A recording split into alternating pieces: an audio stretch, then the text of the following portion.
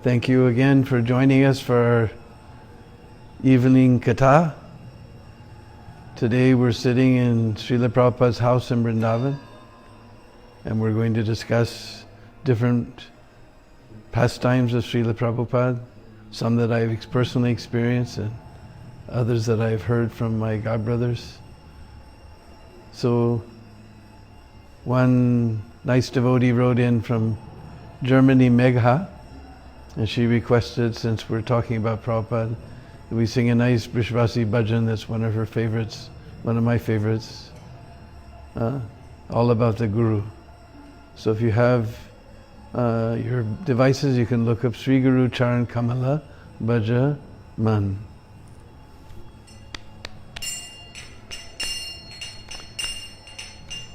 Sri Guru Charan Kamala Bhaja Man. Sri Guru Charan Kamala Bhaja Man. Sri Guru Charan Kamala Bhaja Man. Sri Guru Charan Kamala Bhaja Man. So I think most of you know the word Charan by now means foot or feet. Kamala, of course, means lotus. Man means the heart. We should worship the lotus feet of the Guru with all our heart. Sri Guru Charan Kamala Bhaja Man. Sri Guru Charan Kamala Bhaja Man. Guru Kripa Bina Nahi Koi Sadhan Bal Bhaja Man Bhaja Anukshan. Guru Kripa Bina Nahi Koi Sadhan Bal Bhaja Man Bhaja Anukshan. Sri Guru Charan Kamala Bhaja Man. Sri Guru Charan Kamala Bhaja Man. Milta nahi aisi durlabh janam brahmaru choda bhuvan. Milta nahi aisi durlabh janam brahmaru choda bhuvan. किसी को मिलता है अहो भाग्य से हरि भक्तों के दर्शन. किसी को मिलता है अहो भाग्य से हरि भक्तों के दर्शन. श्री गुरु चरण कमला भज मन. श्री गुरु चरण कमला भज मन. Sri Guru Charan Kamala Bhaja Man. Sri Guru Charan Kamala Bhaja Man. Krishna Kripa Ki Ananda Murati Dinajana Karuna Nidan. Krishna Kripa Ki Ananda Murati Dinajan Karuna Nidan. Bhakti Bhava Prem Tino Prakashata Sri Guru Patita Pavan. Bhakti Bhava Prem Tino Prakashata Sri Guru Patita Pavan. Sri Guru Charan Kamala Bhaja Man. Sri Guru Charan Kamala Bhaja Man. Sri Guru Charan Kamala Bhaja Man. Sri Guru Charan Kamala Bhaja Man.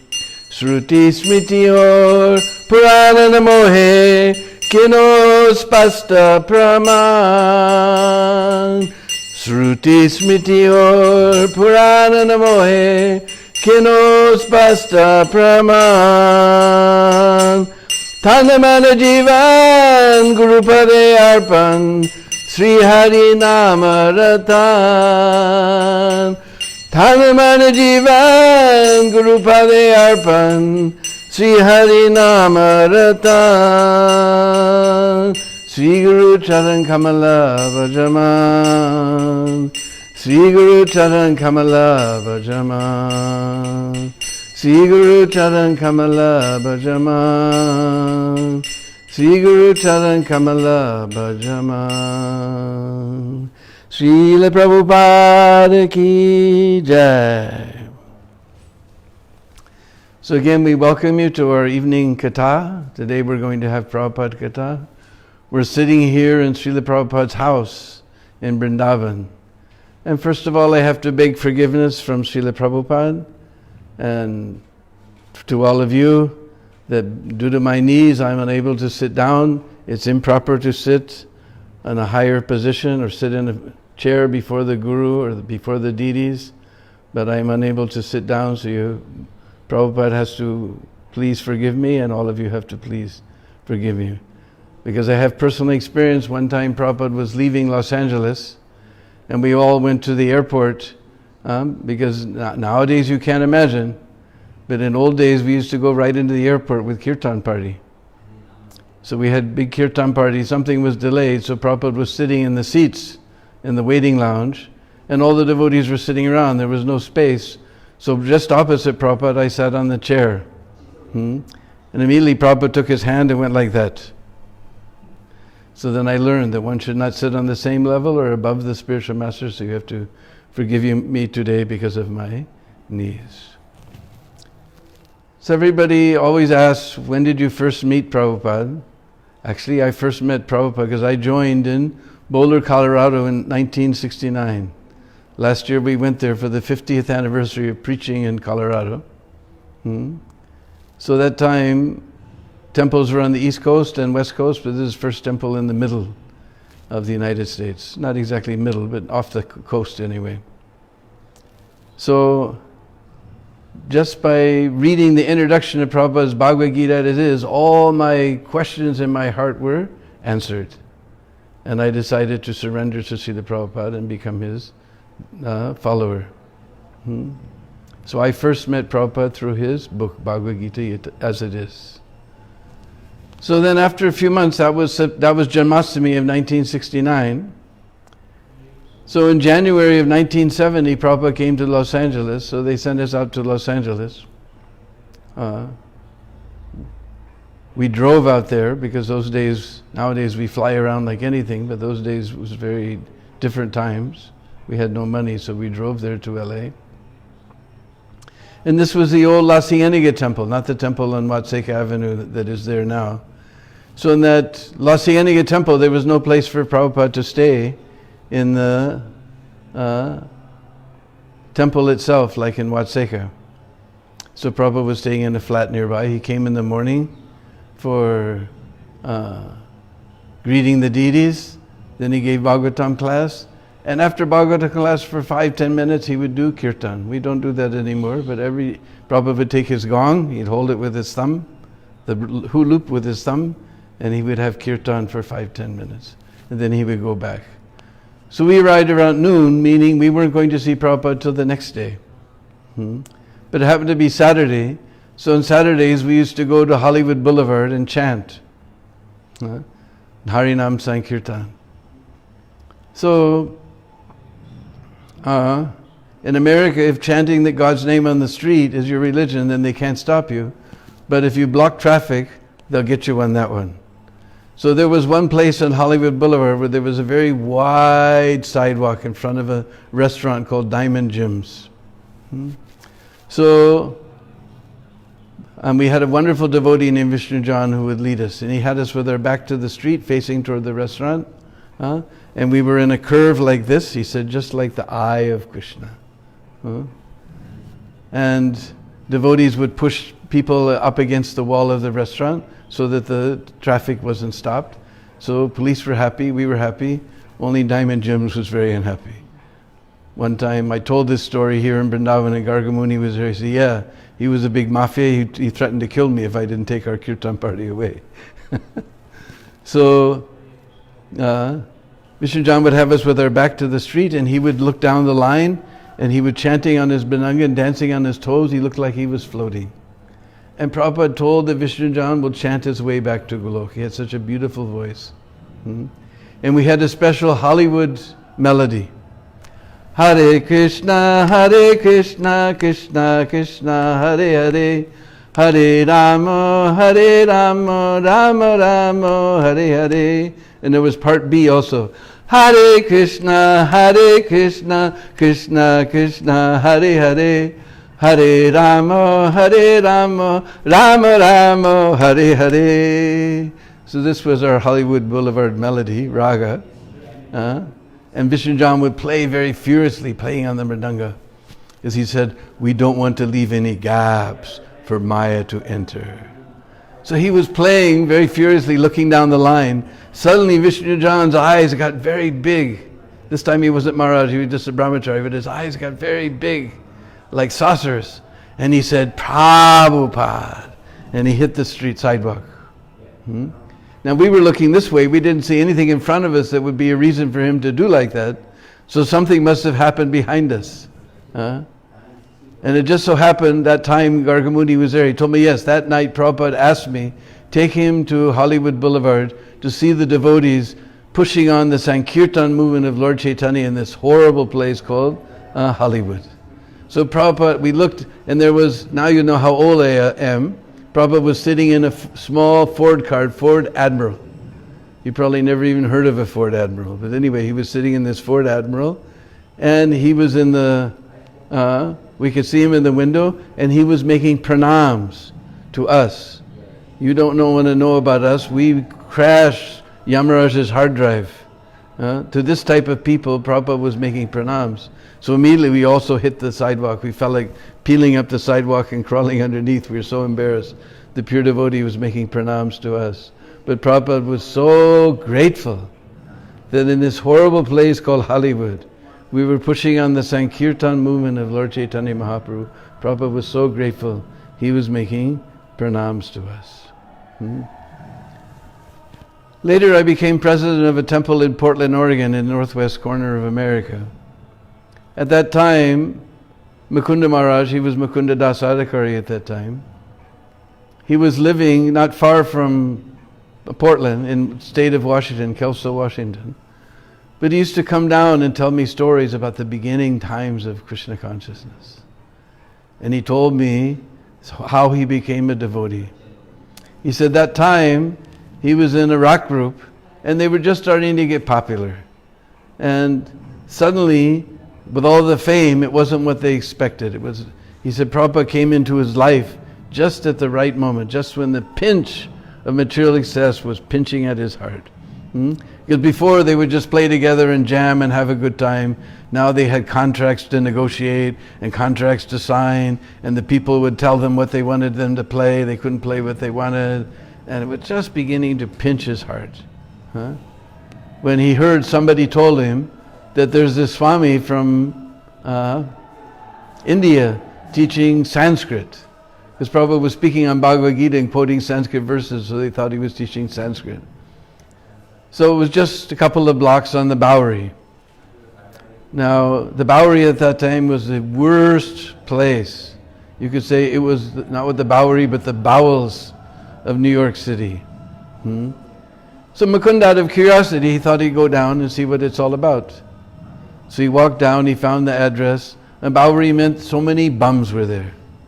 And they would drink all day, and then you drink, they fall asleep.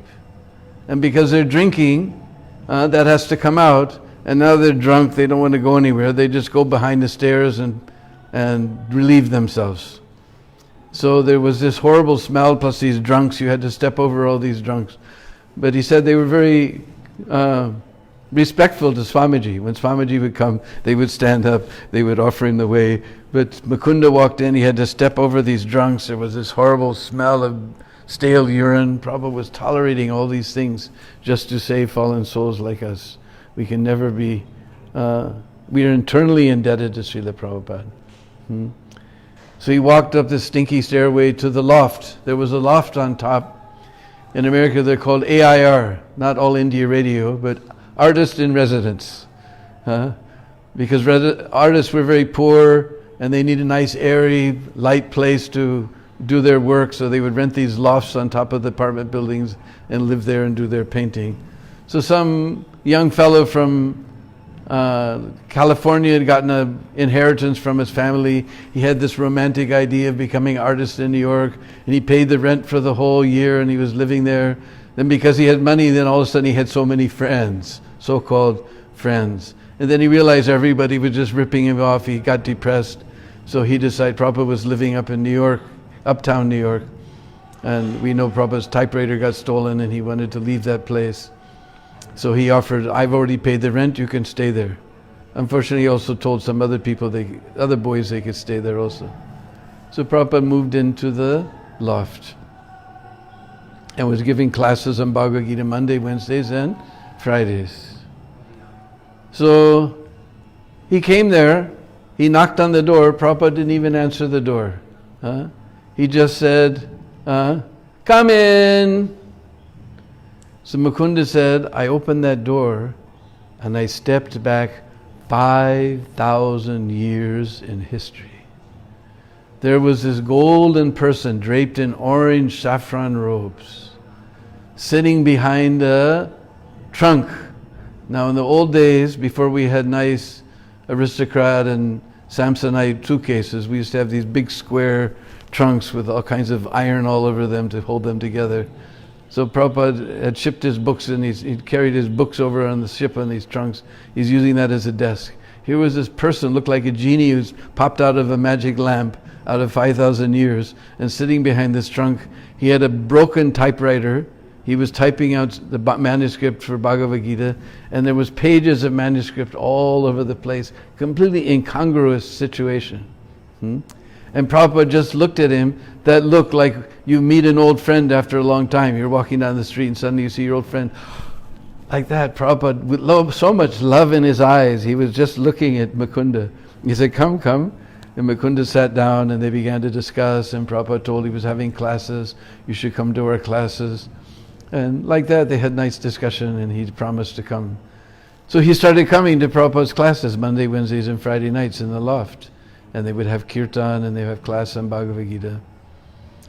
And he started chanting. Those days, it wasn't until you went to the temple store and you bought some beads from Loi Bazaar, Tulsi beads. We used to go to the Tandy Leather Company because they sold wooden beads. And we get in the old days, you can see in the old pictures, big red and blue monster beads. Later we got smaller ones. And you had to string them yourself. I had to string my own beads. And you tie the string, some nylon string on the doorknob, and you stretch it all the way across the room. Because when you tie 108 knots, that string just disappears. We would put one little bead on and Hare Krishna, we'd chant a mantra on each knot, and then another one, and that string just disappeared when you got to 108. We used to string our own beads. He got some beads and started chanting. And he started to realize that Prabhupada was his spiritual master. So as I mentioned, that boy had also told a couple of other boys they could stay there in the loft because their rent was paid. They were trying to follow Swami's rules, but it wasn't by their will. So they were taking intoxication, and one of them was tripping on LSD, and somehow he got freaked out and he threatened Prabhupada. So in the morning, Prabhupada grabbed all his things. He ran to the street. Now New York City, because Prabhupada got to the street, he didn't know whether to turn left or right or what to do. Now New York City is a very frightening place to be if you don't know where you're going or what you're doing. Prabhupada looked left and right, and there was he remembered somehow the apartment of one devotee named Karl Yeager, who later became Karlapati. So he went to Karlapati's house. Karlapati was a black-bodied devotee, and he was living with his white girlfriend. So it was very strange. The Swami came into their little circle, and he had Prabhupada sleep on the couch outside, and he's sleeping with his girlfriend in the bedroom. It was very strange, especially for Prabhupada. So in the morning, Saturday morning, they went over to Mukunda's apartment, because Mukunda was like a leader amongst all the friends. So he thought, all right, Mukunda will have some idea what to do. So they went over to Mukunda's house, and it was Saturday, and even 9 o'clock was like you just cracked your eyes and, oh my God, it's light outside. So, especially on Saturday, you just slept and slept. So Mukunda was half asleep, and he opened the door, and there was Swamiji. And he was shocked and he didn't know what to do. He said, but he realized this is my spiritual master. My spiritual master's come. He invited him in. And Prabhupada, seeing his bewilderment, said, it is proper if spiritual master comes, you offer some fruit. So he ran, he woke up his girlfriend, Janaki, he said, go cut up some oranges. So they cut up some oranges. And he sat down, and American culture means television. So immediately he sat down, he turned on the TV, because that's what you do. So it was Saturday morning, it must have been Mighty Mouse or something else on. And Prabhupada just looked one look, this is nonsense. And Mukunda jumped off the couch in one motion. He turned off the TV and said, yes, Swamiji, this is nonsense. Then the cat jumped on Prabhupada's lap and Prabhupada just went whack. Although there's other stories where a cat came and Prabhupada was letting him scratch his toe, his lotus toe. But anyway, that day jumped on his lap and Prabhupada went whack. So then Karlapati began to explain all the things that had happened. And then finally he's saying, we have to do something. He said, you have to do something. He kept saying you all the time, explaining the problem, saying, you have to do something, you have to do something. He said, what do you think we should do? And he said, Prabhupada turned and looked at him, just like sometimes you see those pictures, Prabhupada's head just like a swan floating across a lake, tilted back a little bit. And Mukunda told me I can shut my eyes. I can still see Prabhupada's eyes looking at me. I was completely transparent in front of him, naked. And I had no idea what to do, but I said, all right, we'll do something, we'll take care of it, So then they went out and they found 26 2nd Avenue. So they arranged a meeting with the owner and they brought him in. He was just a regular American guy, blue denim pants and blue denim vest, shirt. Just a regular old American guy who would drink beer and watch football all day on Saturday. So they brought him, but as soon as he saw Swamiji, he was very respectful.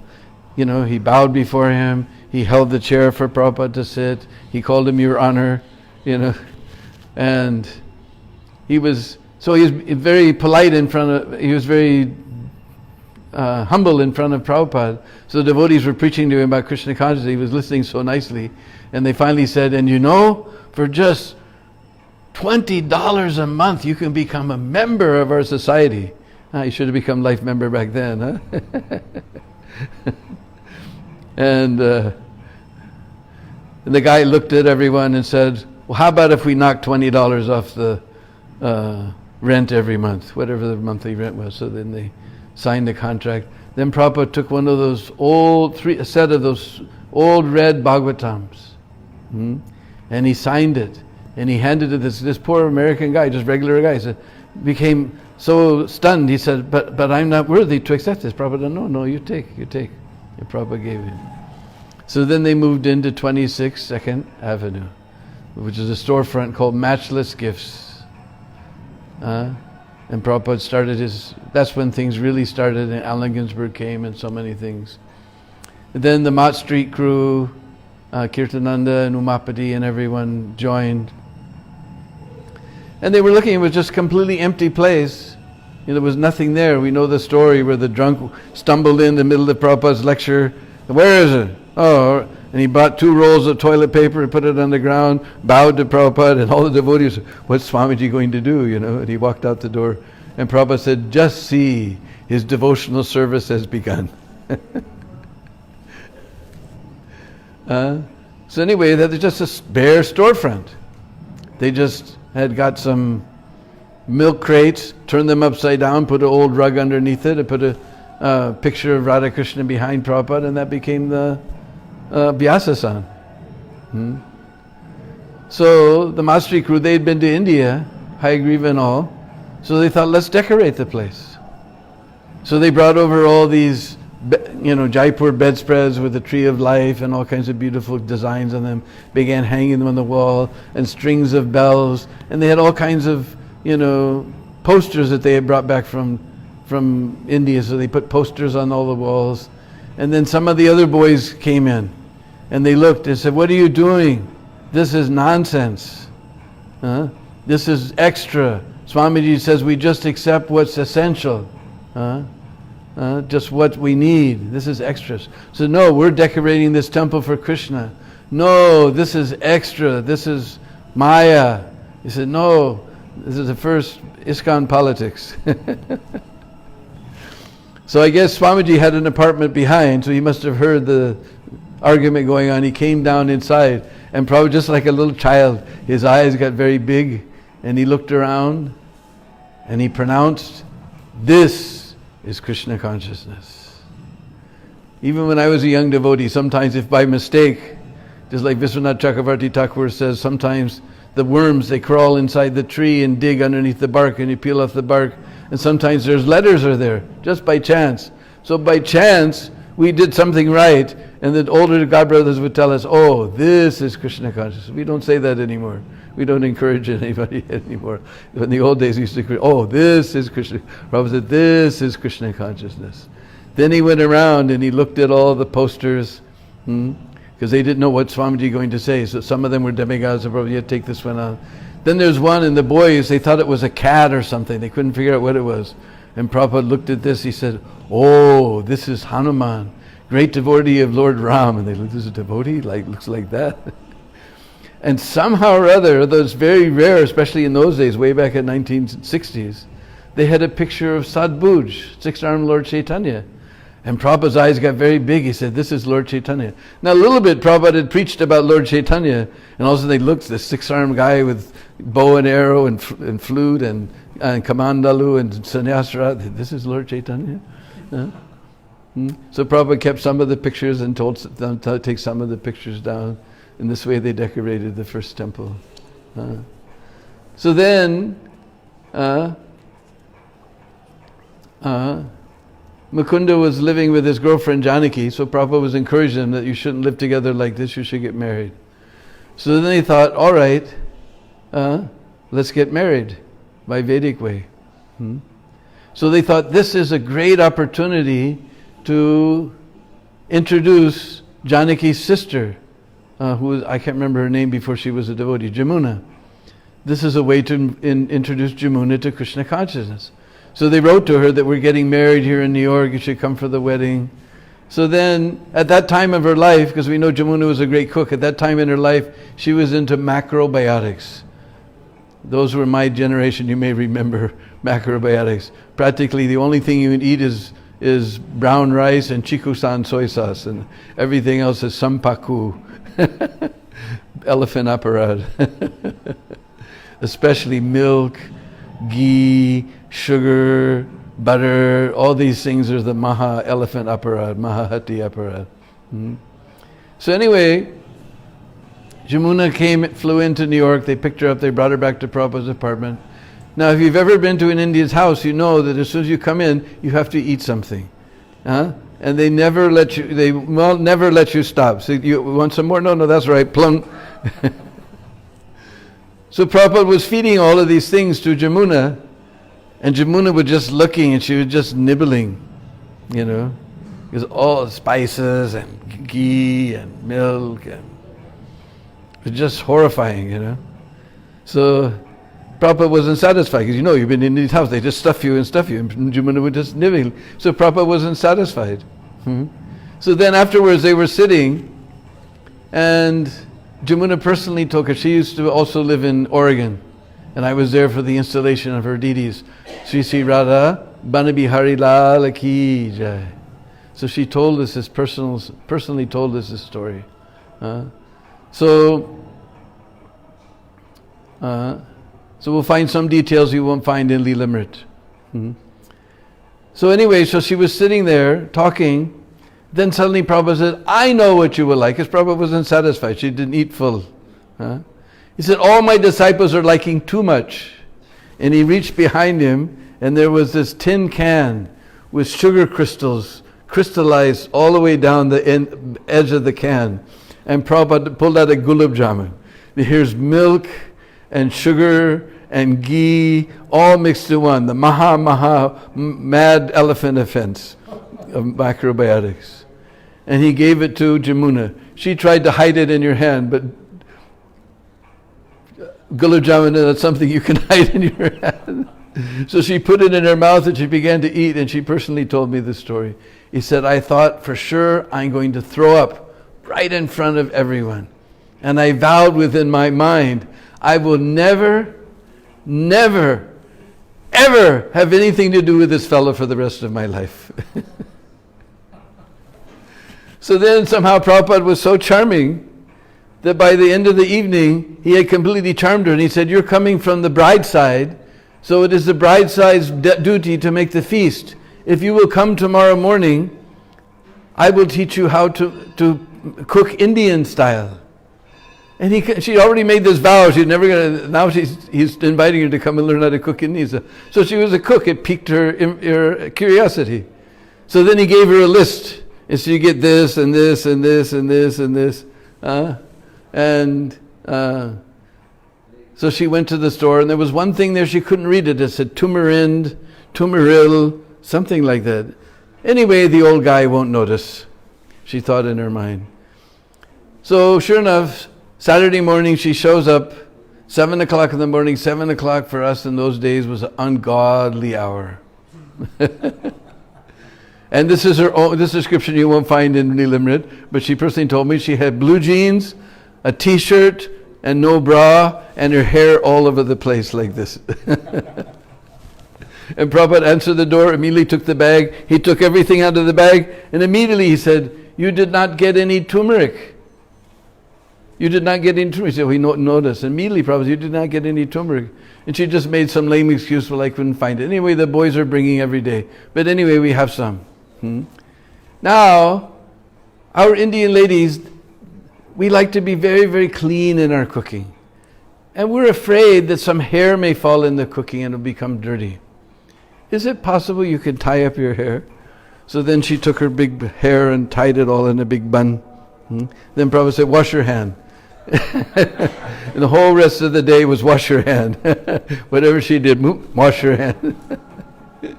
Then Prabhupada asked her, you know how to make a medium soft dough? And she said, for making crochets, for making this, for making that. He said, you're over 20 years old and you can use all these fancy words, but you don't know what is a medium soft dough for making puris? And then Prabhupada took out the flour, and with one hand, Prabhupada sprinkled the flour on the countertop, he sprinkled the water, and with one hand he made the dough like this, just like magic.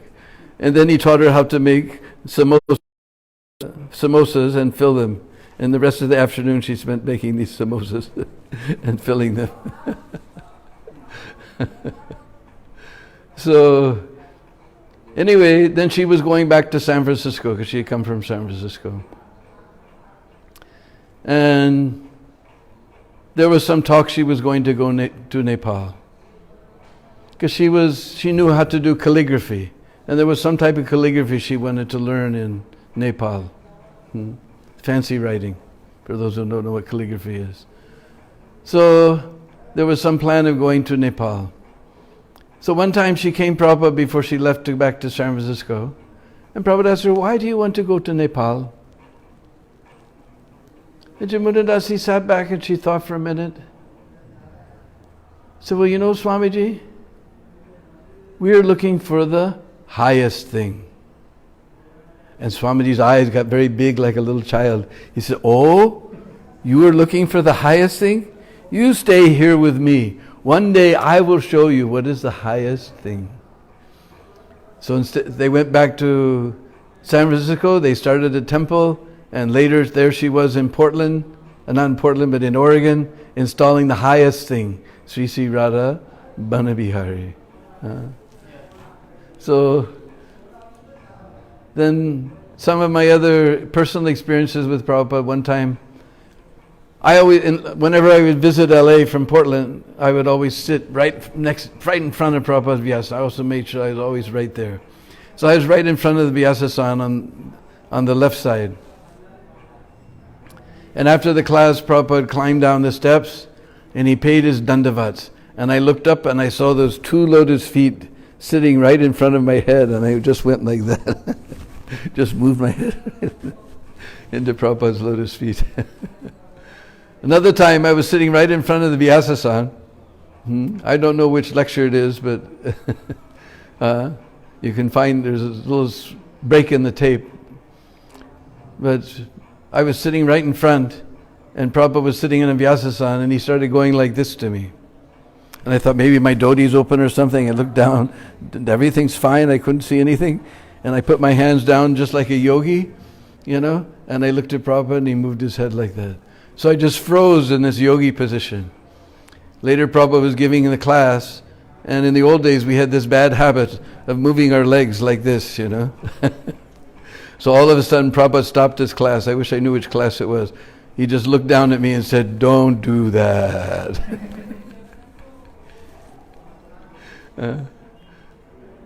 Then we came there to LA to get initiated. So that time, this is the old Lasiyaniya temple, and Prabhupada used to sit down on the floor with everybody. And Prabhupada did the lecture, he did the yajna, he did the drawings on the yajna fire, he did the fire side, he did everything, gave lecture, did everything himself. This was the last time. After that, he would sit on his Vyasasan, somebody would do the yajna, somebody would do everything, he just gave lecture, and all the beads would be on a microphone stand, and he had the beads. That time, he took the beads personally in his hands and chanted on each devotee. It took a long time because there was about 10 of us. Dainidhi was there, and who else was there? Jayachitha was there. Maybe Krishnakanti was there, I can't remember. A whole bunch, 10 devotees were there. Sahadevi was there. And I had these very light-colored beads from Tandy Leather Company that I had strung personally. They were about this size, a little bit bigger, tiny bit bigger. And I watched Prabhupada, he had the beads in his hand. He held them just like this.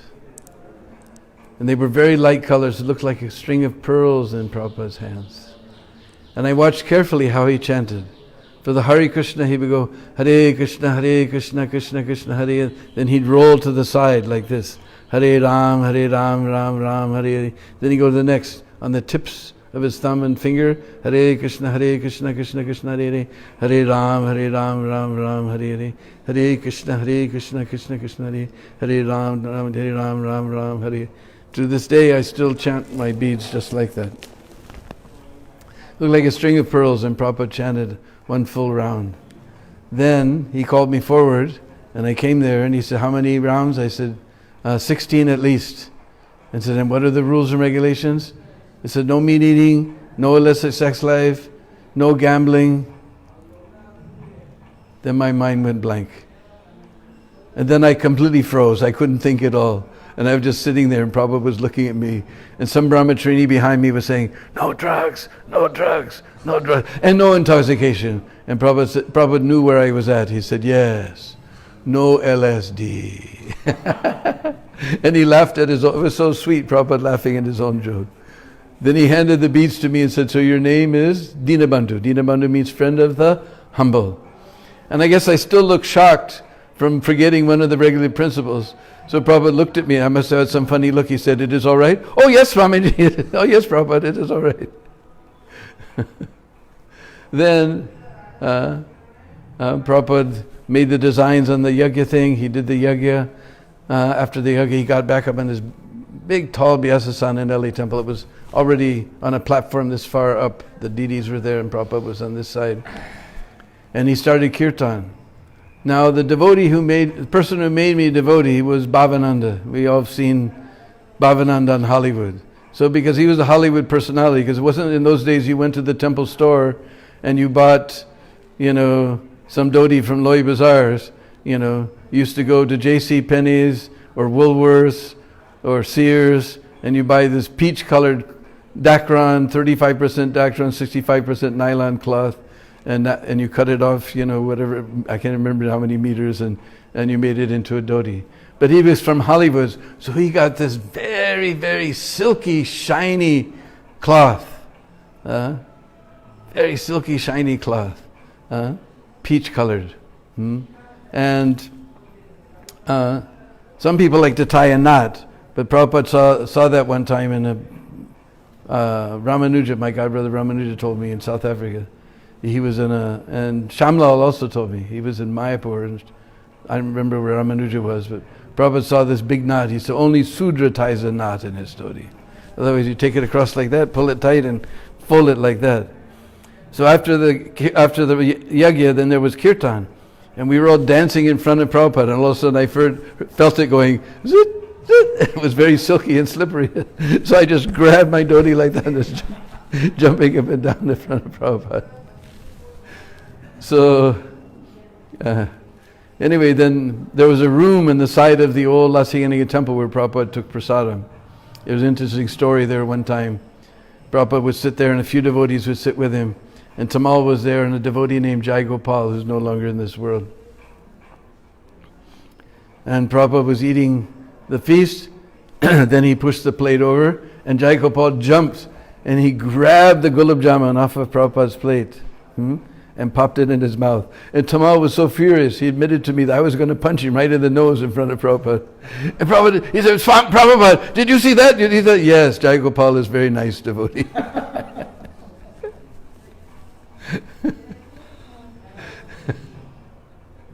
He was going to punch him right in front of Prabhupada. So anyway, Prabhupada took his prasad. Then the news came Prabhupada's leaving. So there was this walk. You may have seen the pictures. Prabhupada walking up the walk, giving flowers to all the devotees. So Prabhupada would walk down that walk to the car. And all the devotees, we were just like little puppy dogs. We would kneel on either side of the walkway. Just like little puppy dogs. And Prabhupada would take his bead bag and he would pop it on the head of one devotee here, then one devotee there. But since he was one side, he would hit one side, he would go to the other side. So he missed one. On each side, like that, it would go like that. So he put his bead bag on my head, and it was one, my dear godbrother Jayatirtha, he was on the other side, but he missed him. He hit the one after him. So then he ran, he got in line second time, and Prabhupada missed him second time. He was so upset. Then I remember one time, this is now we're in Watseka Avenue Temple, and there was but in the old temple room. In the old temple, there was a place with chairs. That place is now the temple room. But where the fake museum was, used to be our temple room. So there was a door in the back from Prabhupada's room. He'd come downstairs, he'd come in that door, he'd come up, he'd pay his obeisance to Gaurnitai. Then there was a pillar with Charnamrit on top. He would take Charnamrit, then he'd pay his obeisance. That time we didn't have big Radha Krishna. We had little Radha Krishna, L.A. Radha Krishna. He paid a basin, then when he paid a basin to Jagannath, and then he'd go to the back of the room and sit on his Vyasa-san. So he came in the room, and as soon as he walked in, he cocked his head back and looked and said, "What is in Krishna's eye?" And I personally stood at that door and looked, because we just had the little Radha, Rukmini Dwarkanath, the little deities. From that back door, I couldn't even see that Krishna had an eye, what to speak of what's in his eye. As soon as Prabhupada walked in the door, he said, "What is in Krishna's eye?" And all the pujaris ran to the altar. Even the pujaris in the altar, they couldn't see anything. Finally, someone noticed a little piece of tilak had broken off and fallen into Krishna's eye. And always when I was in LA, I would make sure when Prabhupada would walk in that door, I'd be right beside the Charnamrit. Prabhupada would come in, pay his obeisances, then he'd come to the Charnamrit, and he would take Charnamrit, and then I would be always standing right there, right beside him. Then he'd pay obeisance, Rukmini Dwarkanath, and then go to Jagannath. So, one day I was standing there, Prabhupada took the Charnamrita, and because I was standing there, I got the full force. Prabhupada looked up with this horrible face and said, "It is salt. It is salt." I stand there, I didn't do it. Then he paid his obeisance to Radha and Krishna, to the Jagannath. He sat down in Vyasa-san. And then after the Govinda prayer stopped, he said, "Who has done this? Who has put salt in the Charnamrita?" And actually this girl, I had made her a devotee in Boulder, Colorado, where I joined. And then she'd come, because nobody likes to stay in the small temple, because Prabhupada hardly came, but he always came to LA. So she came to LA. She was just a poor bhaktan. And they ran and got her out of the kitchen, and she came in and she was just shaking like a leaf, just a poor little bhaktan. And Prabhupada said, "Why did you do this?" And then she said, "Krishna's mercy, Prabhupada." "It is not Krishna's mercy, it is your stupidity. You have no responsibility. If you don't know what is sugar and what is salt, then you taste it first. You have no responsibility." And my poor wife was in the kitchen. She was the one who gave her the service. She said, I'm next. Prabhupada's going to smash me. But he didn't. And I never knew what happened to her. One time, Radhanath Swami was giving a lecture, and he was talking about how Fame and infamy both follow a devotee. If you do something nice, then everyone remembers you. If you do something wrong, then they always remember that. So he said, just like there was one time, there was one devotee, she put salt in the Charitamrita and she came to live in New Vrindavan. And wherever she went, everyone said, oh, that's the girl who put the salt. After class, I ran in. He said, I'm not going to tell her name. I said, no, you have to tell her I made her devotee. So and then he told me the names. I was very happy to know she finally got initiated and everything. But I remember one time, it was Rath Yatra of 1970. So we drove out first to LA because Prabhupada was in LA. From LA he was going to San Francisco for the Rath Yatra, because that time San Francisco was about the only Rath Yatra outside of India. So, and we came there that very morning. They had just got the Govinda prayers tape from London. And Prabhupada ordered, I can't remember what we used to do before we had Brahma Samhita. I have no idea, I can't even Vegas idea now anymore what we used to do for greeting the deities. But Prabhupada ordered it that particular morning, and we arrived the night before. So Prabhupada came in, they were playing the tape, he took his Gaur-Nitai, Charanamrit, Radha Krishna, Jagannath. Then he sat down in his Vyasasan, and he was just chanting along with the tape and rocking his head. And all of a sudden we just saw tears streaming from Prabhupada's face. And we were all feeling that we're not worthy to be here when Prabhupada's manifesting ecstatic symptoms. We wanted to peel up the tiles of the floor, crawl underneath, and Prabhupada was just, tears were streaming. Govindam Adipurusham Tamaham Bhajami. And tears were then Prabhupada just went like this, and then he made a big sniff, big snort. He made a big sound, I can't do it. And that time of our history, Prabhupada was teaching us Ishopanishad. And Prabhupada started chanting Ishopanishad mantras. Ishavashamidam sarvam yat kincha jagatam jagat tena taktena bunjitaha magridaha kasasvidanam. And Prabhupada was rocking back and forth, and to me it was just like he was the captain of the ship that's taking us across this ocean of Kali, and he would just sit rocking back and forth, and I could just feel Prabhupada was the captain, this deep voice, Om Purnamada Purnamidam Purnat Purnam. He would just, and then he would lecture on the Ishopanishad every day. So I guess it's... You have to speak the pastor of Pishima Jamuna Mataji in Calcutta? Oh, all right. We'll tell another pastime. One time, Prabhupada was in Calcutta with Jamuna and all the devotees, and he came and said, my sister's coming. This before anybody knew Pishima. This is the first time they ever met Pishima. And that morning, Prabhupada was very excited. He said, my sister's coming. You have to cook a very special feast. And Prabhupada told her what to cook, how to cook it, and then he went into the kitchen and cooked it himself. And she just helped and watched. Then Pishima came, and they sat Prabhupada and Pishima down in the other room. And Jamuna was running in with hot chapati every time and filling up the katoras. He had Prabhupada a nice silver plate with so many silver katoras, and one for his sister also. And they were chattering away in Bengali like anything. Because Bengalis, they cannot digest without talking. I know, because when I lived in the Brahmacharya ashram, the pujaris lived next door to us, and they come back at night with all the Mahaprasad. All night. So Prabhupada was just chattering, and Jamuna would come in and fill up the katoras again. Finally, Jamuna came in, and you know, when you eat a lot of prasadam, you get a little funny, you get a little intoxicated. So Prabhupada had taken all the empty katoras, silver katoras, and stacked them up, one against the other, one on top of the other like this. And he still had one in his hand.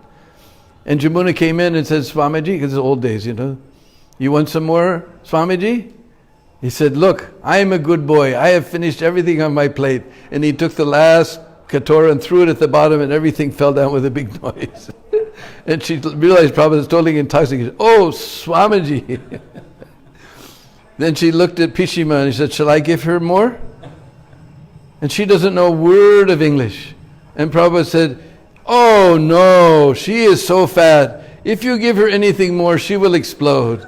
Then he smiled at Pishima, and Pishima smiled back at him. Don't give her that fat old lady anymore. He smiled. He said, when she was young, I used to climb on her back and pull her pigtails. And then Prabhupada smiled at her, and Pishima smiled back. So, it's getting late. Two more requests. One was Narottam Prabhu's request if you can narrate your experience in Juhu Beach, Srila Prabhupada. Okay. One time in 1974, first organized Mayapur Festival. After the Mayapur Festival, after the Vrindavan Festival, we were leaving in the airport, and the city had just announced that the municipal governor, whatever he is, said that he wasn't going to give the permission for us to build in Hare Krishna land, and the police commissioner said the Harinama on our property, the Kirtan on our property is a public nuisance. So Prabhupada wanted a Sankirtan protest. In those days we all flew on the same plane and we all left on the same plane. So we were all together in the airport and Vishnuram was canvassing, and in those days it wasn't like you just flew from Delhi to Chicago. It was Delhi to Bahrain, not Bahrain, what do you call it? Beirut to Athens, Athens to Rome, Rome to Paris, Paris to London, London to New York. It was a big long flight. I wasn't looking forward to it. And the idea of joining a Sankirtan protest with Prabhupada, that was too attractive. So I said, all right, I'm coming. So then they got us on a train to Bombay. And it was such a train, there weren't even cushions. This is 1974. There weren't even cushions on the seat. We were just sitting on the wood. It was they got us the cheapest train. So it was 36-hour train ride to Bombay, something like 30 hours. We're sitting on this hard wood. And every once in a while, this guy would kept coming through, and he would go, "Koko Gororen Panta, Koko Gororen Panta." And I looked at my senior godbrothers, because he was living in India. I said, "What did he say?" He said, "You don't know what he said?" I said, "No, I have no idea what he said." He said, "Koko Gororen Panta, Koko Gororen Panta." Later I could finally understand after half the trip. Coca-Cola, orange, Fanta. There was this one drink called orange Fanta. He kept coming, Coca-Cola, orange Fanta. So anyway, we got to Bombay, and every day Prabhupada would give class, and after class he would give out prasadam. They'd bring this big tray of fruits, and Prabhupada, it would all be cut up, and I would always be right next to the Bhyasasan. You've seen the pictures of that Bhyasasan in the old temporary temple. And Prabhupada would first have all the little children. And there was such an amused look. Prabhupada was so sweet look on Prabhupada's face as he was giving prasad, and then all the residents around the area would come, and Prabhupada, I was always right there just watching such a sweet, loving karuna. We're all worried about corona, but Prabhupada is the incarnation of karuna. Such a sweet smile.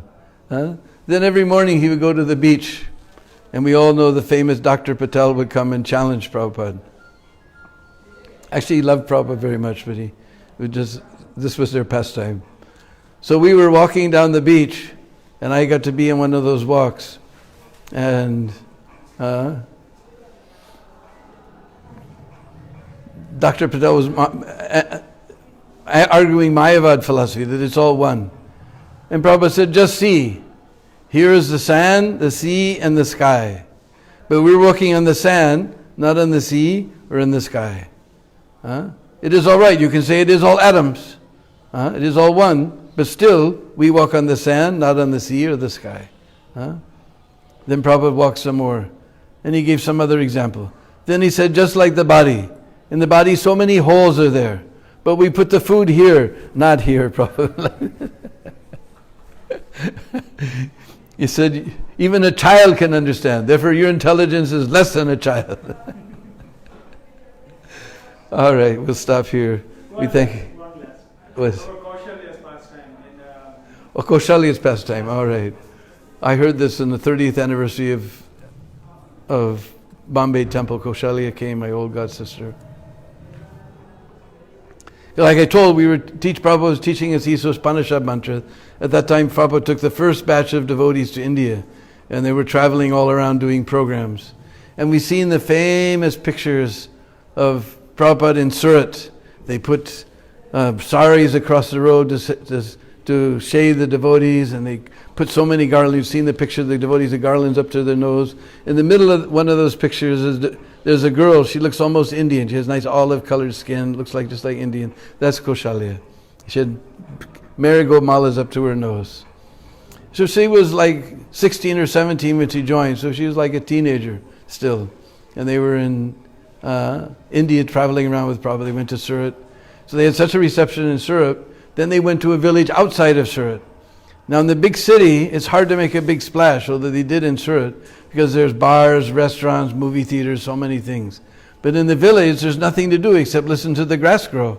So foreign Vaishnavas, that was a big deal. We were Prabhupada's white elephants. So they did this big pandal program. There was 80 up to a lakh of people came, 100,000 people came to this program because it's in a village, nothing else to do. And foreign Vaishnavas had come. This was something big.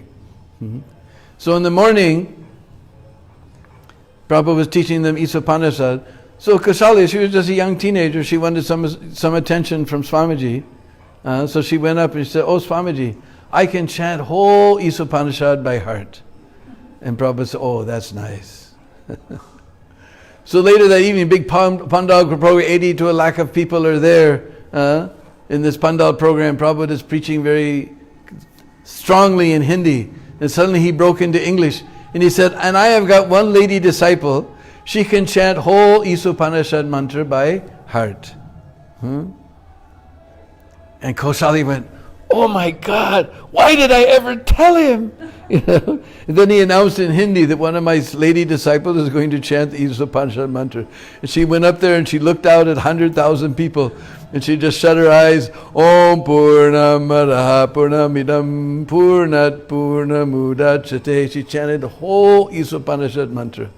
And Prabhupada was so happy, he called her over to the Vyasasan. He pulled her over the edge of the Vyasasan and put his hand on her back just like a grandfather on a granddaughter, and pulled her over the edge of the Vyasa into his back and was patting her, rubbing her back like that as she pulled it off. That was Srila Prabhupada. So we'll end here. We thank you very much. How many people are here tonight? 100, more than 100. More than 100. All right, we'll be here again tomorrow, 5:30. Tomorrow's Purnima, Balaram's Ras Purnima. So we're going to go to Ramghat. Probably you've never been to Ramghat, but tomorrow we're going to Ramghat. Hear the Ras Purnima. We hope you're all safe. You please remain safe. We've heard reports that London temples are in very bad condition. Many devotees have got the virus, so we should please pray for our sisters and brothers. But all of you remain safe, and we'll see you again tomorrow at this time. Ramghat through lectures. Ramghat through lectures. Ramghat through lectures. Through Katha. Ramghat through Katha. Not actually. We're going to Ramghat tomorrow. Yeah. All right. Yeah. Well, everybody knows we can't go anywhere. Everybody knows we're locked in with Krishna and Balaram. Hare Krishna.